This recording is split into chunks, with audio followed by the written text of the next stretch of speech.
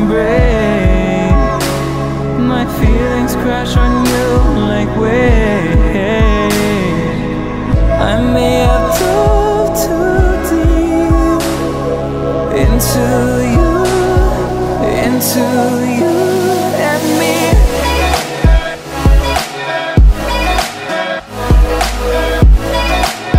Into the deep blue sea. What is going on, everybody? I hope you're having a good week so far.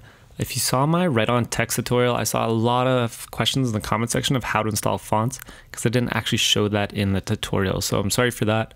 As a designer, I do this all the time and I have a whole bunch of fonts and I just forgot to mention it. But I'm going to show you guys how to do it today. And I'm also going to show you guys sort of my favorite fonts and where you can find fonts. So two of the best resources for good free fonts are dafont.com and then 1001 free fonts as well. Both these sources have a huge selection of fonts. Some of them are really good, some of them are really bad as well. So you do have to do some looking and really sort of find out what you want. What's good to do too is sort of get into a style of a certain font that you like. If you're doing these for titles or something for a video series, then pick one font and then just stick with it. And I think that looks pretty good as far as like a YouTube video layout and staying consistent. So if you go to dafont.com, the fonts that you're going to be looking at are either going to be in your basic section over here or your script section. So basic is sort of like your standard, like what you see on like Safari right now. These are all sans serif fonts. And then serif is usually what you'll see books typed out of because it's a little bit easier to read. It has those serifs or sort of little tails to all the letters is, I guess, an easy way to describe it. And then we're also going to be looking at script fonts. These are sort of the cool handwritten calligraphy, brush on graffiti that looks like it was sort of painted with a paintbrush or like an old school pen or something like that. So I like to use a mix of these depending on what movie I'm creating because each font will give off a little bit of a different vibe. So that's something to think about. On dafont.com, it's super easy to download fonts. All you have to do is find a font that you like. For example, you can just scroll on the front page here, recently added fonts. And I like to just scroll through every now and then and see if there's anything good. Just for the purpose of this experiment, let's do wilderness typeface. I'm just going to click on this. If you guys want to test it out, you can do a custom preview. So I'm just going to do my name for now and hit submit on that. And that looks pretty cool. A little bit of a messy sort of handwriting signature. So all you have to do is hit download on that and it will download into your downloads folder. If we open up our downloads folder, we should get either a folder with something in it, just like this one, or just the font itself. So the font is, the file format is going to be a .otf or .ttf, depending. Both of them will work on Mac, 100%. So all you have to do is double click on that and we'll open up Font Book. So this is how you install fonts. You don't have to import it into Final Cut to use it.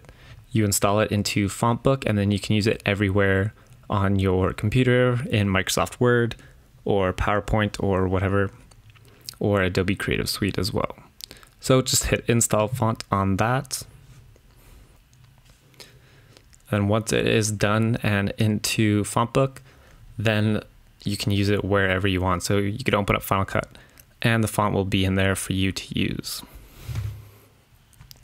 So it really is that simple. So you guys shouldn't have any issues. I just want to go over a few of my favorite fonts to use as well.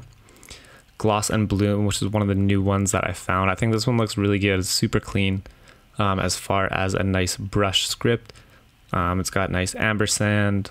And I just like sort of the flow that goes on in the text. I think it looks really good, especially for like a video thumbnail or video title. And that's one I used for my write-on text. If you guys haven't seen that video, go check it out.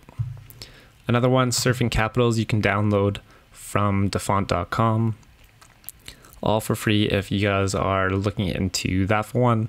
That's the one that I use for all my thumbnails, and Sam Colder sort of started the trend on that one. Another one that I thought was sort of cool was Sweet Confusion. So this is sort of an interesting sans serif font with a few different weird things. I think it looks pretty cool, but font is up to you, and you can sort of decide exactly what you want to use. And then another one I use all the time for all my sort of personal branding on my website and for business cards and stuff is Railway. This is done by Google Fonts, so you can't download from defont.com. And then all you have to do for this one, if you can find something on Google Fonts, there'll be a button over here that says select this font.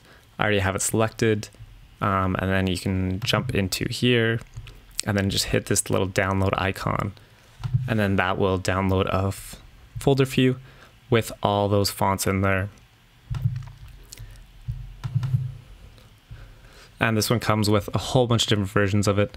The bold, italic, extra bold, and sort of different weightings, which is pretty cool to use depending on what you're doing, or if you're doing a little bit of design work or logo work or something. Those are super useful to have. So that is pretty much the video, guys. I just want to give you a brief rundown on how to install fonts and some of my favorite ones. I hope you found this useful. If you did, please give it a like and subscribe if you haven't yet, and I'll see you guys next time. Into you and me.